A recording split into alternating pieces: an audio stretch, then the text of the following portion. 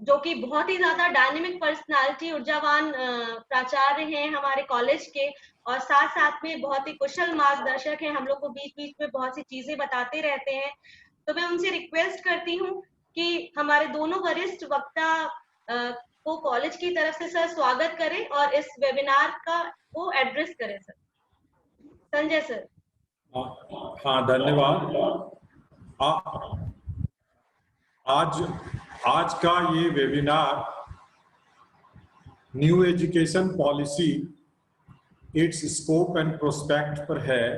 इसके लिए मैं जो की नोट स्पीकर हैं हमारे अभिन्न प्रोफेसर दास सर और सांडिल्य जी भागलपुर विश्वविद्यालय के प्रोवीसी भी रह चुके हैं, और प्रोफेसर दास जो प्रोफेसर इंचार्ज TNV कॉलेज भी रहे हैं। मैंने इन्हीं से चार्ज लिया है और अभी वो बिहार कॉलेज सर्विस कमीशन में कार्यरत हैं।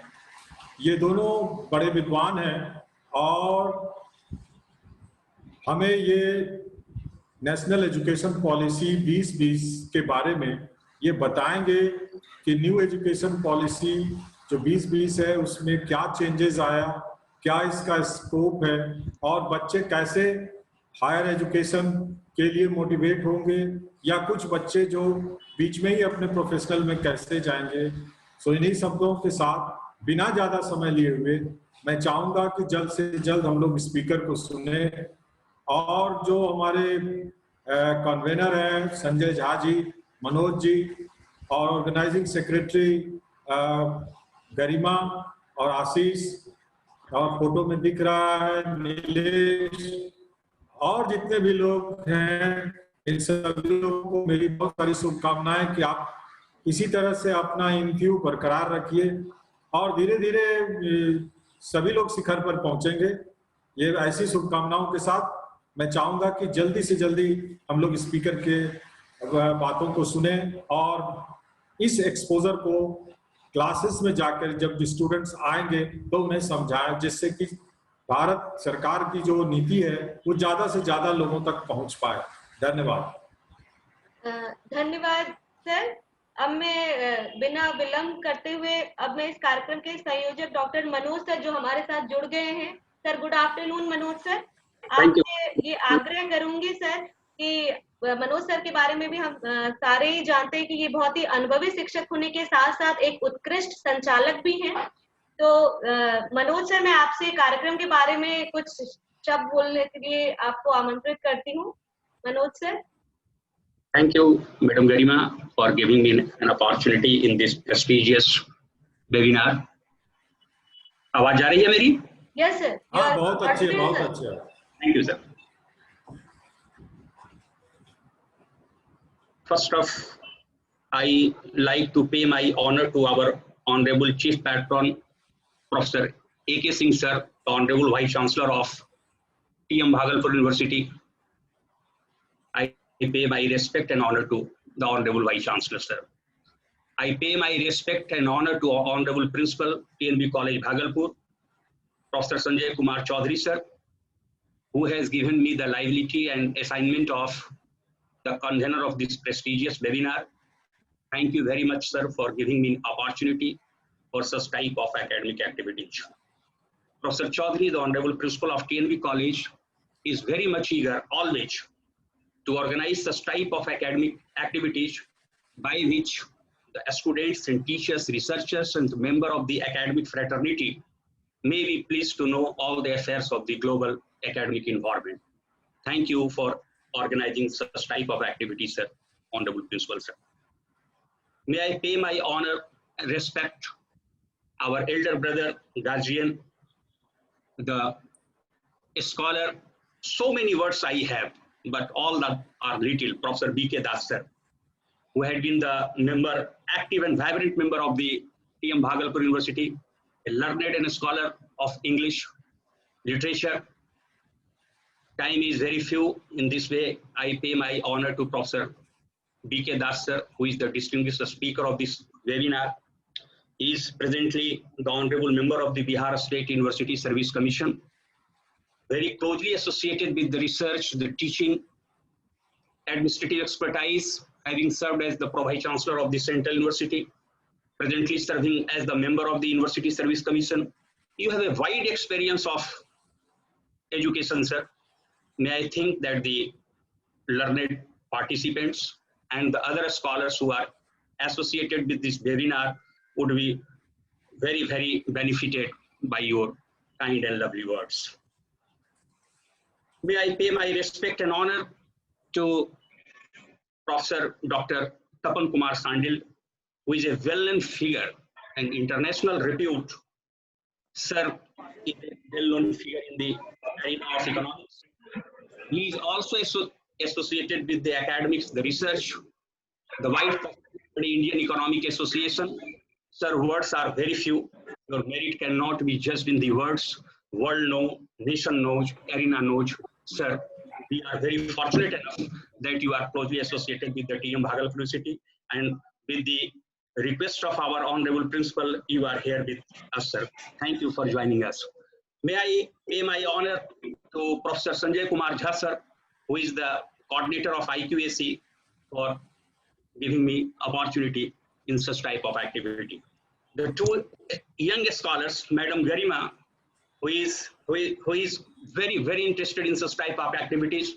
Madam, you had a wide experience of the Technical Institute. You had been here from the IIT Kanpur, BHU, and several institutions had been served by your services. I welcome on behalf of the organizing desk that you are here with us to organize the staff activities. I welcome also to Professor Ashish Priye, my younger brother, well-known figure, good scholar. So many words are few here. Ashish, you are here with us as a member of organizing desk. We are here with so many scholars, either from the state or from the nation, maybe from abroad. Sir, we are here to make a discussion on the topic, new education policy, its scopes and prospects. Education is a wide word. It is not a lovely word, but it has a wider meaning in the life. As we know that the first academy was established in ancient Yunan, that was established by Plato, that was the academy. From the establishment of the academy to now, we are here to judge that in August month, the new education policy being driven by the government of India, what would be its scope and prospect. We are here to listen Professor Sandil and Professor Das, very vibrant speakers. Sir, we are here to listen you.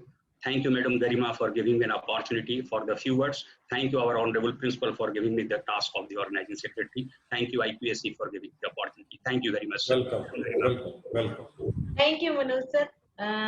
And और अब आगे बढ़ते हुए हम लोग Sanjay Kumar Jha sir कुछ urgent work की वजह से यहाँ पे हमारे साथ उपस्थित नहीं हो पाए हैं. उन्होंने ये मैसेज हम मुझ तक कन्वे करने के आप लोग तक कन्वे करने के लिए कहा है. अब मैं इस कार्यक्रम में आगे बढ़ते हुए जो हमारे प्रथम वक्ता हैं प्रोफेसर विजयकांत सर, उनका परिचय देने के लिए डॉक्टर आशीष सर जो हमारे ऑर्गेनाइजिंग सेक्रेटरी हैं, उनसे रिक्वेस्ट करूंगी कि सर आप विजयकांत दास सर का वेलकम करें प्लीज. Sir Ashish sir. अरे मेरा परिचय देने की क्या जरूरत है? हाँ सर, ये कुछ अपनी बात कहना चाहते हैं आशीष सर. एक्चुअली सर आपका परिचय तो नहीं जरूरत है, लेकिन अपनी मन की कुछ बातें कहना चाहते हैं आपके बारे में आशीष सर. अच्छा ठीक है. मेरी आवाज आ रही है सर? Yes sir. हाँ एकदम आ रही है, बोलो. धन्यवाद गरिमा मैम. जैसा कि सर ने कहा कि सर को ऑब्वियसली किसी इंट्रोडक्शन की कोई जरूरत नहीं है. सर हमारे प्रिंसिपल रह चुके हैं पीएनबी कॉलेज के. Sir university department of English के हेड रह चुके हैं और सेंट्रल यूनिवर्सिटी ऑफ झारखंड में प्रो वाइस चांसलर रह चुके हैं और अभी sir university service commission Bihar Patna में एज ऑनरेबल मेंबर हैं. तो सर का 4 decades लॉन्ग एजुकेशन और एकेडमिक्स में एक्सपीरियंस है, और हम लोग सब अभी सर के नॉलेज से बेनिफिट करेंगे। तो सर प्लीज आप इनलाइटन करें सर हम लोगों को। ठीक है, थैंक यू आशीष। आदरणीय प्रधानाचार्य महोदय, भाई मनोज जी, संजय जी नहीं हैं, अनुपस्थिति में मैं उनका अभिनंदन करता हूं। कुछ लोगों को मैं देख रहा हूं, जान रहा हूं। गरिमा थी यहाँ, सुमन हैं इकोनॉमिक्स के, मनोज जी तो हैं ही। आप सब लोगों ने मुझे टीएनवी कॉलेज के प्लेटफॉर्म पर आकर कुछ कहने का मौका दिया, मुझे बहुत अच्छा लग रहा है। टीएनवी कॉलेज में जीवन भर मैंने भाषण दिया, क्लासरूम में व्याख्यान दिए, लेकिन आज के इस व्याख्यान में एक अलग ही आनंद है। मैं शुरू करता हूं एक छोटी सी बात से। आपको मैं पॉइंट आउट करूं कि आपके इस बैनर टेम्पलेट में लिखा है न्यू एजुकेशन पॉलिसी। मैं इसे सुधारना चाहता हूं। यह जो 1986 में जो आई थी वो न्यू एजुकेशन पॉलिसी थी, और यह जो एजुकेशन पॉलिसी 2020 में आई है यह नेशनल एजुकेशन पॉलिसी है, राष्ट्रीय शिक्षा नीति। और मैं इसे सुधारना इसलिए आवश्यक समझता हूं क्योंकि मैं इस शब्द को बहुत महत्व देता हूं। शिक्षा नीति के संदर्भ में मैं यह समझता हूं कि यह 2020 की जो शिक्षा नीति है यह 100 वर्ष से अधिक के बाद पहली बार एक राष्ट्रीय शिक्षा नीति के रूप में बनकर हमारे सामने आई है। क्यों मैं ऐसा कहता हूं? 1835 में Macaulay English education act Bharat में लागू हुआ, और उस एक्ट से, मेरी आवाज आ रही है ना? जी जी सर, आवाज। ठीक है जी। उस एक्ट से भारतवर्ष के शैक्षणिक परिदृश्य को पूरी तरह से बदल कर रख दिया गया। मैकॉले एक देशभक्त अंग्रेज था। अंग्रेजों का शासन था भारत में, और इसलिए उसकी नीति थी कि भारत में शिक्षा के माध्यम से ऐसे नौजवान खड़े किए जाएं जो शरीर से और चेहरे से भारतीय हों, लेकिन बुद्धि, मस्तिष्क और विचारों से अंग्रेज हों। और मैकॉले इसमें सफल हुआ। 1835 में यह लागू हुआ, और 100 वर्षों के बाद 1935 में आते आते हम देखते हैं कि भारत में अंग्रेजी के साहित्यकार पनपने शुरू हो गए। अंग्रेजी शिक्षा का प्रभाव यहाँ तेजी से बढ़ना शुरू हो गया। अंग्रेजी शिक्षा का अर्थ तो सिर्फ अंग्रेजी भाषा के माध्यम से पढ़ाने की बात नहीं है, उतना ही तक सीमित नहीं है। अंग्रेजी शिक्षा के माध्यम से हर शिक्षार्थी को, हर छात्र को भारत की संस्कृति से दूर करने का प्रयास हुआ। मैकॉले की शिक्षा नीति में यही केंद्रीय विषय वस्तु था। भारत की संस्कृति पर बहुत आक्रमण हुए। भारत की संस्कृति पर आक्रमण हुए, मुगलों ने किए, विदेशी आक्रांताओं ने किए। सोमनाथ का मंदिर तोड़ा गया, तक्षशिला का विश्वविद्यालय भंग हुआ, नालंदा के विश्वविद्यालय के पुस्तकालयों पुस्तकालय की पुस्तकें जलाई गई और उन लोगों ने मान लिया कि हमने भारतीय संस्कृति की जड़ को खत्म कर दिया। लेकिन वे नासमझ थे। इन आक्रमणों से हमारी संस्कृति नहीं समाप्त हुई, क्योंकि हमारी जो सनातन संस्कृति है उसकी जड़ें बहुत गहरी हैं और उसकी जड़ें बरगद के तने की तरह बहुत फैली हुई हैं। हमारी संस्कृति वैसी ही जीवित रही और आज तक चल रही है। उनका किया हुआ प्रहार बहुत मारक नहीं साबित हुआ। हाँ, उन्होंने कुछ भवनों को ध्वस्त किया, लेकिन मैकॉले ने जो किया उसने भारतीय संस्कृति की आत्मा पर सीधा कुठाराघात कर दिया। और यह मैकॉले की शिक्षा नीति लागू होने के 185 वर्षों बाद एक ऐसी शिक्षा नीति आई है जिसका नाम है राष्ट्रीय शिक्षा नीति, और जो अपने विचारों और अपनी आकल्पनाओं के साथ, अपनी अवधारणाओं के साथ, अपने प्रस्तावों के साथ पूर्णतः एक राष्ट्रीय शिक्षा नीति है। मैं इसे प्रमाणित करने के लिए, इसे और ज्यादा इसकी व्याख्या करने के लिए राष्ट्रीय शिक्षा नीति की जो भाषा संबंधी प्रस्ताव हैं उन पर आऊंगा।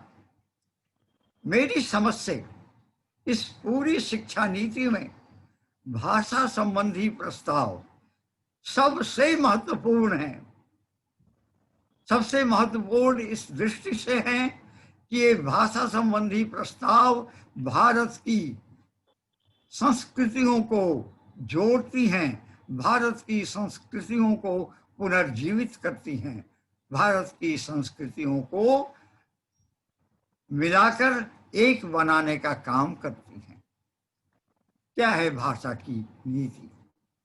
भाषा की नीति की केंद्रीय बात यह है कि बच्चे कक्षा 2 तक कम से कम और 5 तक अपनी मातृभाषा या अपनी क्षेत्रीय भाषा में पढ़ेंगे। भारत में प्रायः 2000 भाषाएं तथा बोलियां, लैंग्वेजेस एंड डायलेक्ट्स हैं, और ये बच्चे अपने अपने क्षेत्र की भाषा और बोली में पढ़ेंगे। यानी भागलपुर के बच्चे अंगिका में पढ़ेंगे, मुजफ्फरपुर के बच्चे वंचिका में पढ़ेंगे, तो पटना जिले के बच्चे मगही में पढ़ेंगे, और आरा छपरा के बच्चे भोजपुरी में पढ़ेंगे, दरभंगा के बच्चे मैथिली में पढ़ेंगे। मैकॉले की शिक्षा नीति का क्या दुष्प्रभाव भाषाओं पर हुआ था? हुआ यह कि पिछले 50 वर्षों में 220 भाषाएं लुप्त हो गईं, और यूनेस्को ने 150 भाषाओं को लुप्त प्राय, extinct, on the verge of extinction घोषित किया। और यहाँ तक कि 8वीं अनुसूची की जो 22 भाषाएं हैं वो भी खतरा झेल रही हैं। पहली बार स्वतंत्रता के बाद संप्रभु भारत ने स्वदेशी भाषाओं को अपनी विविध संस्कृतियों का अविभाज्य अंग मानते हुए इसका महत्व प्रदर्शित किया है। हर क्षेत्रीय भाषा की एक अलग संस्कृति होती है। मगही की एक अलग संस्कृति है, भोजपुरी की एक अलग संस्कृति है, तो वज्जिका और अंगिका की भी अपनी अलग संस्कृति है। 2000 भाषाओं का अर्थ है 2000 संस्कृतियां। ये सभी बच्चे अपनी अपनी संस्कृतियों के निकट आवेंगे जब वे अपनी भाषा में पढ़ेंगे। परंतु भाषा संबंधी नीति में कहीं संकीर्णता नहीं है। ऐसा नहीं है कि फिर बच्चे अंग्रेजी नहीं पढ़ सकेंगे। 5वीं के बाद बच्चे 2 और शास्त्रीय भाषाएं पढ़ सकेंगे। मैट्रिक के लेवल पर बच्चे विदेशी भाषाओं में एक विकल्प चुन सकेंगे, जिसमें अंग्रेजी भी एक है, फ्रेंच है, स्पेनिश है, पुर्तगीज है और भी बहुत सारी भाषाएं हैं। तो भाषाओं का विकल्प बहुत ही विस्तृत है। अब प्रश्न यह उठता है कि जब हम बच्चों को अपनी मातृभाषा में पढ़ने के लिए अवसर देंगे तो उनके लिए तो पाठ्य पुस्तकों की भी आवश्यकता होगी और बड़े पैमाने पर होगी। इस देश में 2000 भाषाएं हैं, तो 2000 भाषाओं में पाठ्य पुस्तकें होनी चाहिए, कम से कम मैट्रिक तक शुरू में तो होना ही चाहिए। तो सरकार शिक्षा नीति इस समस्या के प्रति भी सजग है और इन लोगों ने प्रस्ताव दिया है कि वे एक Indian institute of translation and interpretation की स्थापना करेंगे। और यह Indian institute of translation and interpretation केंद्र में एक होगा, लेकिन इसका विस्तार सभी विश्वविद्यालयों में होगा। सभी विश्वविद्यालयों में department of translation and interpretation स्थापित किए जाएंगे, जहां क्षेत्रीय भाषाओं की पुस्तकें विकसित की जाएंगी और इस प्रकार क्षेत्रीय भाषाओं की पुस्तकों का निर्माण होगा और बच्चे आगे पढ़ सकेंगे। भाषाओं पर जोर देने के क्रम में शास्त्रीय भाषाएं जो संस्कृत, पाली, प्राकृत, पर्शियन इत्यादि हैं, उनके प्रति भी नीति बहुत सजग है। उनके लिए इंस्टीट्यूट बनेगा, एकेडमी बनेगी, जहां उस पर काम होगा, रिसर्च होगा क्लासिकल लैंग्वेजेज पर। फिर आपकी 8वीं अनुसूची में जो 22 भाषाएं हैं, उनकी भी स्वतंत्र एकेडमी बनेगी। कुछ एकेडमी केंद्रीय स्तर पर बनेगी, कुछ एकेडमी राज्य स्तर पर बनेगी और इस प्रकार सभी भाषाओं का संरक्षण होगा। भाषा अंग्रेजी में पढ़ते हैं, हमारे आशीष प्रिय जी ने पढ़ा होगा, लैंग्वेज इज ए साइन, यह एक संकेत है। लेकिन हम यह मानते हैं कि भाषा सिर्फ एक संकेत नहीं है, बल्कि भाषा संस्कृति का संवाहक है। भाषा संस्कार का संवाहक है। भाषा के विलुप्त होने से संस्कृति और संस्कार दोनों का क्षय हो जाता है और जब भाषा बदलते हैं तो मूल्य भी बदलते हैं। स्वदेशी भाषाओं को पुनर्स्थापित करने का जो यह प्रयास भाषा नीति ने किया है, यह स्वागत योग्य है। हम वर्षों से सुनते आ रहे हैं एक बड़ा ही कैची स्लोगन, बड़ा ही आकर्षक नारा हम सुनते आए हैं, यूनिटी इन डाइवर्सिटी। लेकिन डाइवर्सिटी तो हमने सब दिन देखा और वो है, लेकिन डाइवर्सिटी हमने, विविधता हमने ऐसी देखी जो आपस में लड़ने के लिए तैयार रहते हैं, भाषा के नाम पर, रिवाजों के नाम पर, परिधान के नाम पर, मैं अच्छा तू बुरा। लेकिन हमने यूनिटी कभी नहीं देखी आज तक, एकता हमने आज तक कभी नहीं देखी। यह नई भाषा नीति इस डाइवर्सिटी को एकता में पिरोने का कार्य करेगा। जब बच्चे 5वीं 6वीं के बच्चे जब अपनी भाषा में अध्ययन करेंगे तो उन्हें प्रोजेक्ट वर्क दिया जाएगा, उनके लिए एक मनोरंजन एक्टिविटी का आयोजन किया जाएगा। उस मनोरंजक एक्टिविटी में बच्चे क्या करेंगे कि वे अपनी भाषा की समानता दूसरे भाषाओं में ढूंढेंगे और ढूंढ कर निकालेंगे कि कैसे उनके वोकैब्यूलरी एक जैसे हैं, कैसे उनके व्याकरणिक संरचनाएं एक जैसी हैं, कैसे वाक्यों का स्ट्रक्चर एक जैसा बनता है और कैसे उनके मूल स्रोत कॉमन शास्त्रीय भाषा संस्कृत, फारसी, पाली, प्राकृत से जुड़ा हुआ है। यह जो एक्सरसाइज है यह हमारी विविध संस्कृतियों को जोड़ने का काम करेगा। मैं भाषा संबंधी विषय को यहीं पर कंक्लूड करना चाहता हूं, यह कहते हुए कि यह भाषा का जो प्रस्ताव है यह पूरी राष्ट्रीय शिक्षा नीति की आत्मा है, जिसने भारत की संस्कृति को यूनाइट करने का, एकीकृत करने का अपने माध्यम से प्रयास किया है। इसलिए इसका स्वागत होना चाहिए। अब हम आगे बढ़ें उच्च शिक्षा की ओर। और उच्च शिक्षा के पहले मैंने इसकी चर्चा इसलिए की कि यह भाषा नीति तो आगे तक जाएगी और आगे जाने के बाद हमें वो Indian institute of translation studies विभिन्न भाषाओं में तकनीकी, मेडिकल, एग्रीकल्चर और साइंस की किताबें भी उपलब्ध कराएगा। इसमें हिंदी पर कोई जोर नहीं है, हिंदी कहीं थोपा नहीं गया है और अंग्रेजी को कहीं निष्कासित नहीं किया गया है। इसलिए इसका कोई विरोध इन दो नाम से अगर करते हैं तो यह बेईमानी है, नहीं करना चाहिए।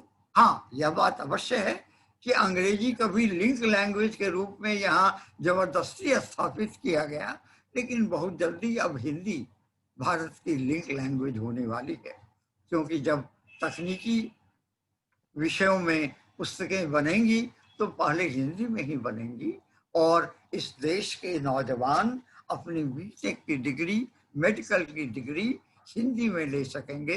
कैसे चीन से चाइनीज भाषा में पढ़ के आते हैं, जर्मनी में जर्मन में पढ़ के आते हैं और अन्य देशों में भी, जापान जाते हैं तो वहाँ से जापानीज में पढ़ के आते हैं। हमारे यहाँ जो बच्चे पढ़ेंगे वो हिंदी में पढ़ेंगे, इसमें कहाँ कोई दिक्कत है, कोई असुविधा कहाँ है। तो हिंदी का बिना नाम लिए हुए नीति जो बनी है वो हिंदी को भी प्रमोट करेगी, उसमें कहीं कोई दिक्कत नहीं है। अब हम उच्च शिक्षा की बातों पर आऊं। कुछ बातें तो बहुत सारी हैं उच्च शिक्षा में, कुछ जो बातें मुझे अपील करती हैं उन पर मैं आता हूं। पहला है कि विश्वविद्यालयों को शोध केंद्रित बनाना है। जरूर, बहुत बढ़िया, आप बनाएं, ये एक अच्छी बात है। शोध के लिए नेशनल रिसर्च फाउंडेशन की स्थापना होगी और नेशनल रिसर्च फाउंडेशन पूरे देश के शोध को कोऑर्डिनेट करेगा। आप कोई भी शोध के लिए रजिस्ट्रेशन करवाने के पहले अपनी टॉपिक अगर वहां भेजेंगे तो आपको इसकी जानकारी मिल जाएगी कि इससे मिलते जुलते विषय पर कितने तरह के शोध हो चुके हैं। और नेशनल रिसर्च फाउंडेशन कोऑर्डिनेट भी करेगा और ग्रांट भी देगा, रिसर्च के लिए ग्रांट देगा, प्रोजेक्ट के लिए ग्रांट देगा, इत्यादि इत्यादि। नेशनल एजुकेशनल एडमिनिस्ट्रेशन का स्वरूप बदलने वाला है हायर एजुकेशन के लिए। अभी बहुत सारी अलग अलग छोटी छोटी संस्थाएं हैं, तो एक सामान्य ढंग का बनेगा कि higher education commission of India केंद्रीय स्तर पर बनेगा और इस higher education commission of India के अंतर्गत 4 मुख्य बॉडी बनेंगे। पहला होगा जनरल एजुकेशन काउंसिल। ये जनरल एजुकेशन काउंसिल उच्च शिक्षा में एक नई बात होगी। इसमें लर्निंग आउटकम की चिंता की जाएगी।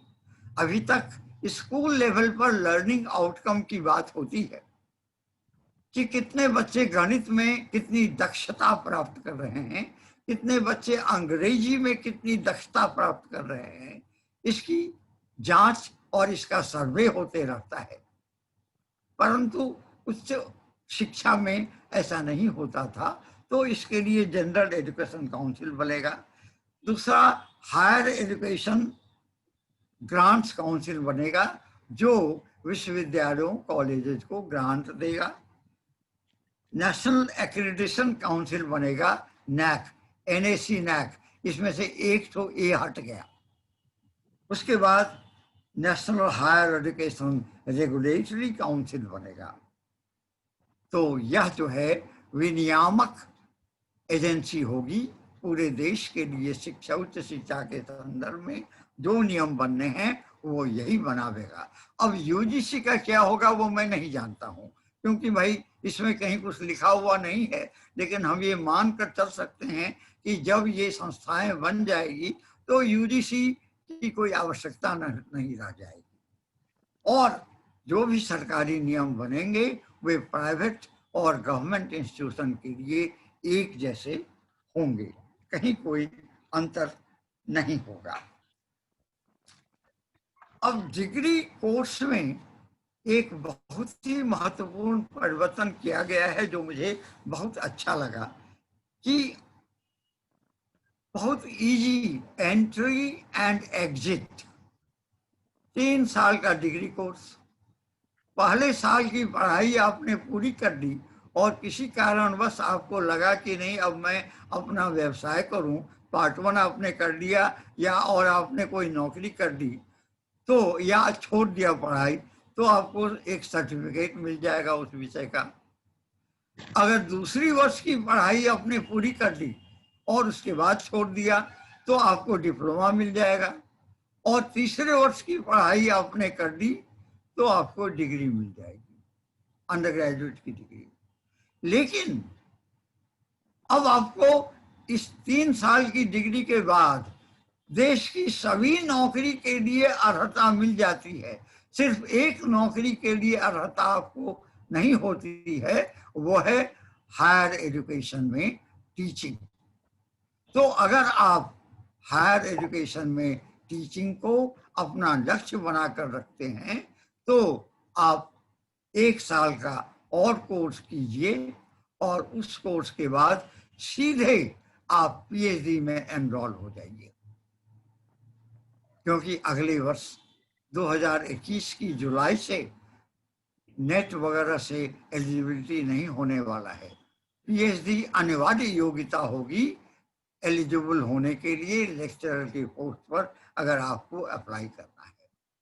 तो ये चौथे साल की जो डिग्री है वो सिर्फ उन लोगों के लिए है जो हायर एजुकेशन में शिक्षण को अपना और रिसर्च को, हायर एजुकेशन की टीचिंग और रिसर्च को अपना करियर बनाना चाहते हैं। ये बात मुझे बहुत अच्छी लगी। और मल्टी डिसिप्लिनरी शिक्षण को बढ़ावा देना चाहती है सरकार, साथ ही साथ व्यावसायिक शिक्षा को धीरे धीरे मुख्य धारा में जोड़ने का प्रयास अगले 15 वर्षों में होगा। ये भी बात मुझे बहुत अच्छी लगी, और इन बातों से ये लगता है कि हम लोग कुछ बेहतर करने की कोशिश इस नई शिक्षा नीति के माध्यम से कर रहे हैं। अब नेशनल रिसर्च फाउंडेशन पर 1-2 बातें और जोड़ना चाहता हूं कि नेशनल रिसर्च फाउंडेशन रिसर्च करने वाले छात्रों को बहुत तरह की सहायता प्रदान करेगा। जैसे उसको इंडस्ट्री से कनेक्ट करेगा, उसको सरकार के विभागों से कनेक्ट करेगा, और साथ ही वो ऐसे विषय भी तय करेगा जिन पर कि देश को तुरंत रिसर्च किए जाने की आवश्यकता महसूस हो रही है। यानी रिसर्च को राष्ट्रीय आवश्यकताओं से जोड़ने का यह एक बहुत ही महत्वपूर्ण प्रयास होगा।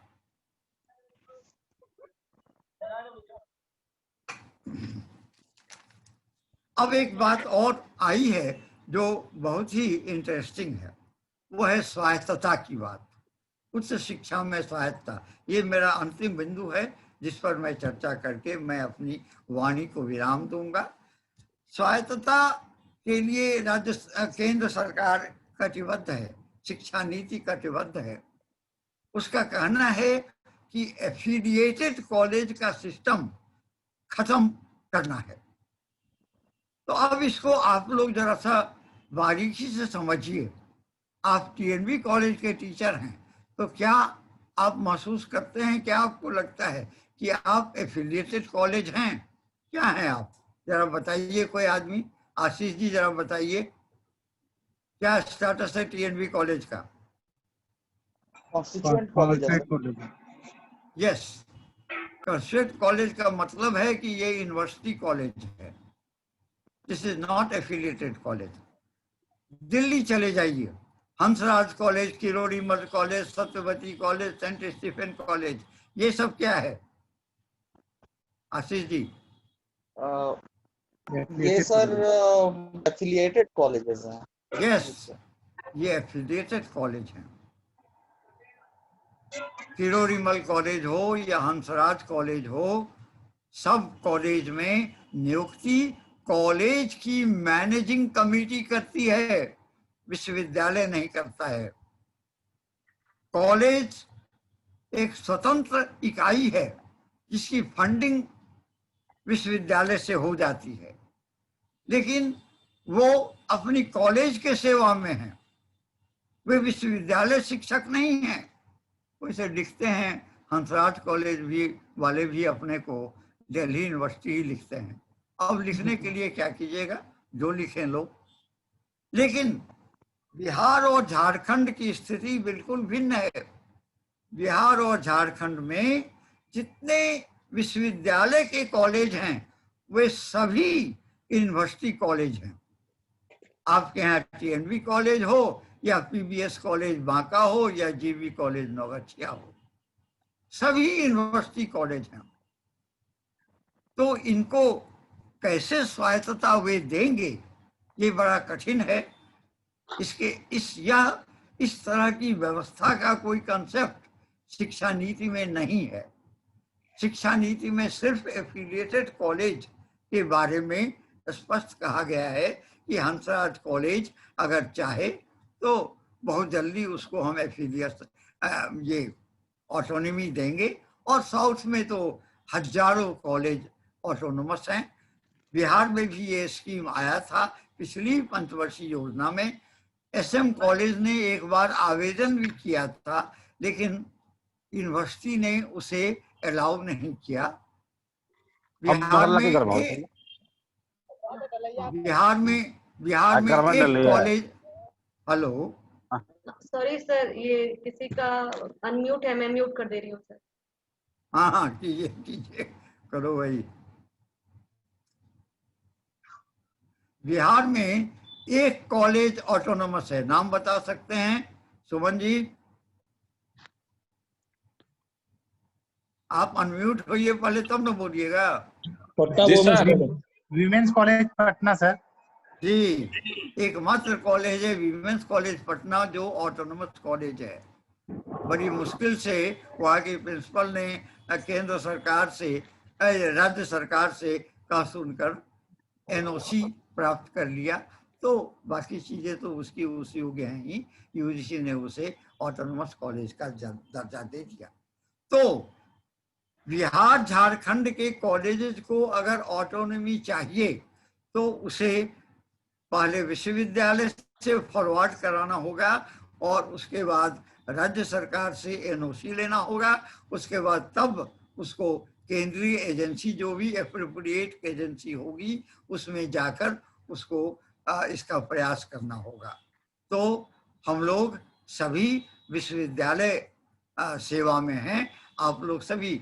वैसे एक बात मैं बाय द वे बताऊं, इसे राष्ट्रीय शिक्षा नीति से कोई मतलब नहीं है कि बिहार में भी एक बार थोड़े दिन पहले जब मैं वहीं सेवा में था तो पोस्ट ग्रेजुएट डिपार्टमेंट के टीचर लोग, उस समय मैं टीएनबी कॉलेज में ही था, तो पोस्ट ग्रेजुएट डिपार्टमेंट के टीचर लोग बड़ा जोर एक चर्चा करते थे कि बोलते थे university teachers and college teachers, यानी पोस्ट ग्रेजुएट डिपार्टमेंट को वे लोग यूनिवर्सिटी टीचर मानते थे और कॉलेजेस में पढ़ाने वाले को कॉलेज टीचर मानते थे। मैंने कई बार उन लोगों का विरोध किया, लेकिन दुर्भाग्य है कि बिहार में कभी कभी प्रस्ताव वगैरह भी कुछ कुछ कभी कभी दिखता है तो वो भी in problems of university and college teachers of Bihar वो भी लिख देता है।